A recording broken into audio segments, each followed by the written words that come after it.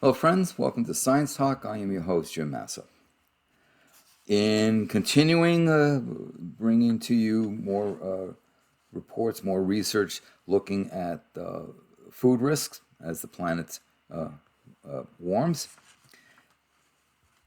I have a study that was published in the journal Science Advances, and basically what the study informs is that more than a third of world's plants are so rare they face extinction. In a warmer world, that would leave supplies of food at risk. Botanists have made a new census of terrestrial plants, and they have discovered that nearly 40% of them are rare or extremely rare. This may put food at risk. I'll explain why in a bit. A second team of researchers in a separate study has established that some of these rare or vanishing species could include, and this is where it's critical, the wild relative of some of the planet's most popular vegetables. So why do these studies matter? The first underlies yet another reason for new and determined conservation strategies to basically preserve the biodiversity that's already under pressure from human activity, encroaching on habitats. You guys know what so on. The second study is simply a matter of finding where your food is going to come from. Many rare plants are survivors with the resources to adapt to change. In a fast-changing world, crop breeders may need to go back to the wild relatives to look for the genes that will keep the commercial plants, carrots, pumpkins, peppers, whatever, in the stores. So if these plants go extinct, we may not be able to genetically fix or breed the desired quality because we don't have a reference point. So U.S. scientists and international colleagues in this Science Advance article, they worked for 10 years, compiled 20 million observational records to establish a simple plant census. Forests, grasslands, scrublands, tundra, and swamps of the wild world are home to about 435,000 unique plant species. Of that number, 36.5% are exceedingly rare. By this, researchers mean that these species have been observed and recorded no more than 5 times in the last 300 years of systematic botanical research.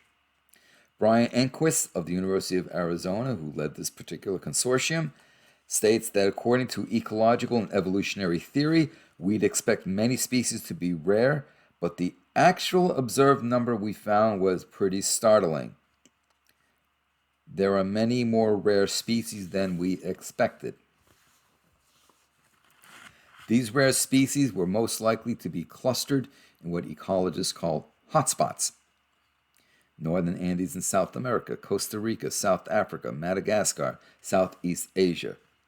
What these places have in common is that over millions of years, they have maintained stable climates. And as the glaciers retreated at the end of the last ice age, these tropical mountains and valleys provided refuge for biodiversity. These survivors may not have a stable future because of ever-increasing CO2 levels and ever-increasing temperature levels, as well as humans' encroachment.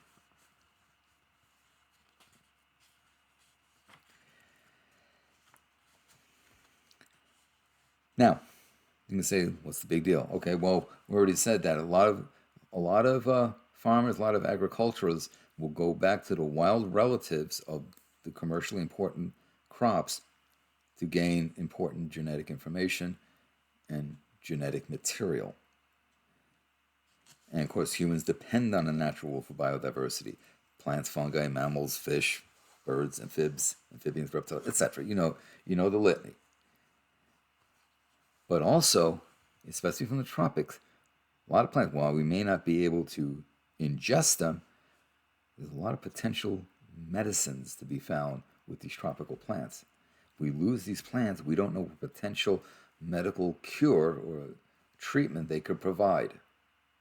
Very, very serious. As well as fuels, fabrics, textiles. The rubber tree gives us rubber, right? It gives us latex, as an example. New research in the journal Plants, People, Planet confirms again that many of the wild ancestors and cousins of the crops that feed billions of people are at risk. And these wild relatives, which have survived climate shifts over millions of years, represent a vital resource for plant breeders who are trying to cope with the global heating. And of course, like everything else, it's the rate of change. The latest study confirms 65% of wild pumpkins, as an example, more than 95% of wild chili peppers are not formally preserved in any gene banks protected by conservation scientists. Wild relatives of crops are one of the key tools used to breed crops adapted to hotter, colder, drier, wetter, saltier, other difficult conditions, said Colin Curry of the International Center for Tropical Agriculture. He continues, but they are impacted by habitat destruction, over-harvesting, climate change, pollution, invasive species, and other factors.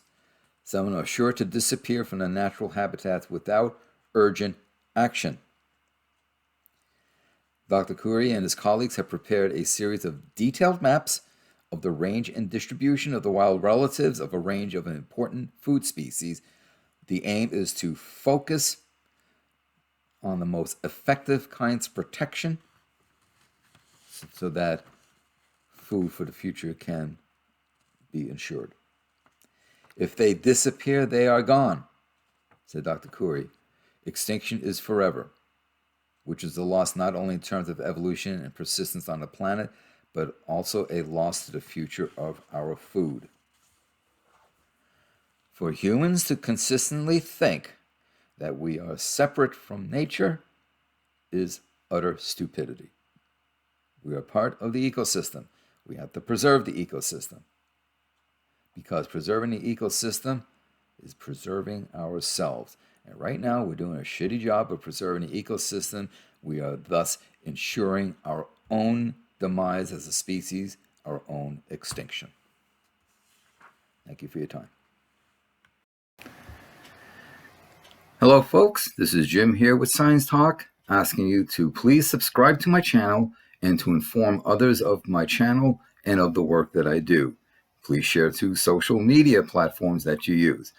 Also, as a reminder, don't forget to click the bell so that you know when I load up more videos.